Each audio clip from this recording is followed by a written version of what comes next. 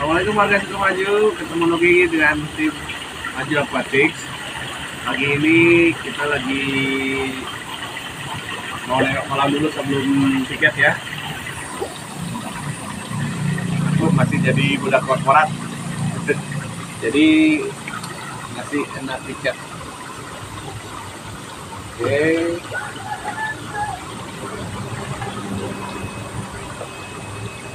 Kebetulan pagi ini saya mau ngecek kolam.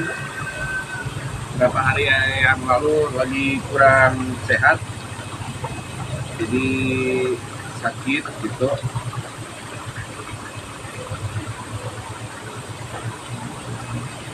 Nah, kenapa dicek? Ya karena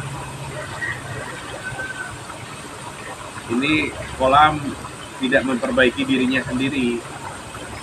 Nah, itu dicek ikannya, airnya, atau konstruksinya. Kebetulan ini kita konstruksinya dari kolam terpal ya. Nah, ini jarinya juga ada yang sobek-sobek nih.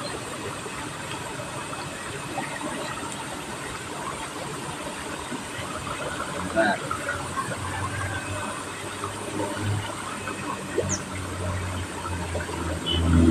Ya, kita pakai kolam terpal ini sebenarnya awalnya coba-coba.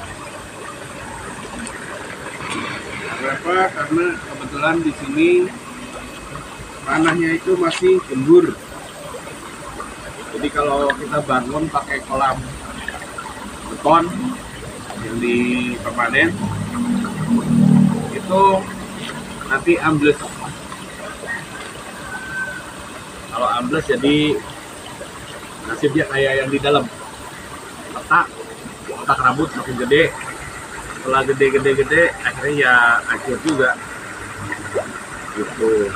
Hanya kita pakai kolamnya kolam terpal dulu. Kenapa kolam terpal juga? Karena pertimbangannya, karena kita mau kolamnya ada di atas permukaan tanah.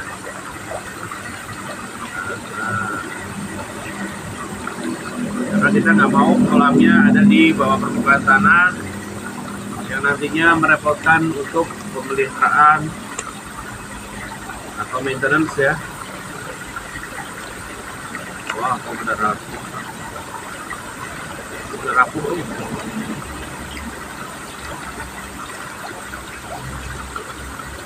Jarinya udah pada rapuh. Pada putus.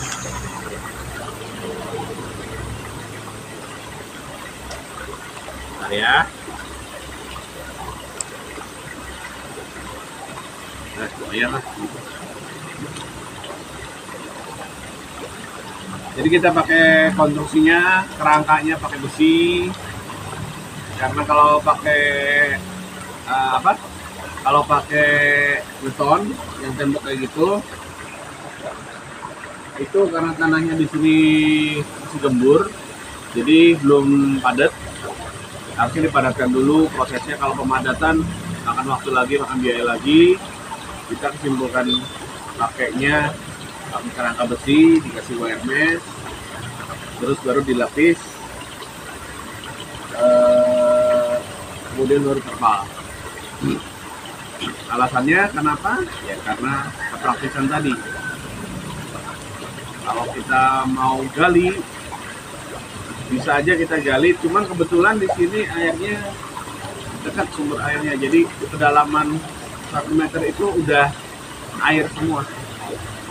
Karena di sini tadinya bekas rawa, jadi kalau kita gali, airnya itu kebes. Kemudian kita putuskan untuk bikin kolam yang ada di atas permukaan tanah dan konstruksi besi. Ininya pakai terpal, medianya pakai terpal. Pertimbangannya adalah seperti itu. Kalau kondisinya berbeda, lingkungannya berbeda, mungkin pertimbangannya juga akan berbeda juga. Kayak misalkan tanahnya sudah padat, tidak perlu dilakukan pemadatan, terus tidak ada rembesan air, Ya mungkin pertimbangannya kita pakainya yang ini kolam dari beton. Kalau pertimbangannya juga ternyata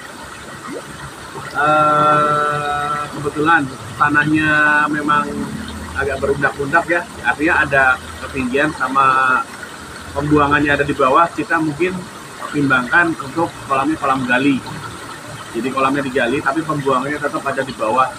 Kebetulan di sini daerahnya datar, bekas rawa, cenderung cekung ya, bekas cekungan. Jadi air itu di sini menggenang. Jadi kita bikin kolamnya seperti ini, ada di permukaan atas, tapi bukan dari bahan yang permanen seperti beton. Terus kemudian pertimbangan biaya. Kalau untuk biaya biasanya mengikuti prosesnya. Kalau prosesnya banyak, biayanya makin gede. Kalau biaya yang kita keluarkan, sebenarnya sih kalau misalkan waktu itu kita sudah punya pengalaman, bisa punya banyak option pilihan yang bisa kita kerjakan, nggak sebesar yang saat ini dipakai. Karena waktu kemarin kita bikin kolam ini berapa kali bongkar pasang, berapa kali rehab, kayak bahan besinya kurang kuat, terus materialnya salah pilih, terus tekanannya juga tinggi, akhirnya kolamnya leot, jadi bengkok-bengkok minyon-minyon gitu. Terus setelah itu kita rehab, akhirnya besinya yang kayak gini kita cor, kasih semen, kasih besi kulir di dalamnya supaya tidak leot gitu. Ini juga bisa ada melengkung tapi nggak separah waktu kosong. Besi follow kayak gini, kita kasih penahan kayak gini. Tadinya dari sini ke situ agak melebar, akhirnya kita kasih besi penahan. Buat ya kawan-kawan yang mau bikin kolam ya, kolam saya sarankan sebaiknya kalau di awal budidaya, di tahapan pertamanya bikinnya kolamnya kolam bulat dulu aja, kayak yang di sana. Itu lebih mudah, pengerjaannya lebih murah. Namun memang space-nya kira-kira itu sekitar 70%-an lah. Jadi kalau misalkan kita punya space 5x5, kalau kolam kotak bisa kita pakai semua 25 meter persegi. Kalau pakai kolam yang diameter 5, kira-kira pakainya sekitar 20 meter persegi. Jadi masih ada 20%-an lagi yang terbuang atau tidak termanfaatkan karena bentuknya kan bulat. Itu jadi kenapa tadi bikinnya kotak, karena pengen maksimal space-nya, tempatnya, kapasitasnya. Tapi tantangannya adalah karena tekanan air itu kan menekan sama rata. Kalau bentuknya kotak, ada nanti tekanannya yang lebih tinggi tekanannya, sama ada yang lebih rendah tekanannya, jadi bentuknya akan meleot-leot juga. Kemudian kalau kita bikin kolam terpal, itu pastikan ya size-nya memang mendekati. Ini kebetulan karena kita juga waktu pertama bikin ini masih coba-coba, katakanlah waktu pertama. Jadi kalau bisa, kalau mau bikin kolam terpal kayak gini, itu konstruksinya diukur sesuai dengan terpalnya dulu. Jadi terpalnya size-nya berapa, maksimalkan supaya nanti pada saat dipasang tidak ada terpal yang melipat-lipat. Nanti itu jadi sumber masalah. Ada ikan yang kejentit, nyelip, apalagi ikannya masih kecil-kecil, banyak kematian gara-gara nyelip di lipatan terpal. Kayak gimana ya? Yang itu tuh. Itu. Contoh lipatan itu ke dalamnya juga masih ada lipatannya.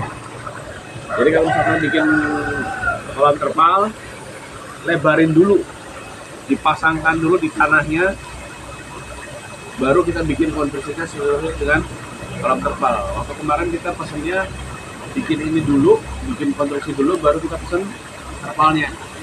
kebalik. Kalau bisa terpalnya dulu segimana baru konstruksi kita bikin, supaya tidak ada lipatan-lipatan pada saat pemasangan.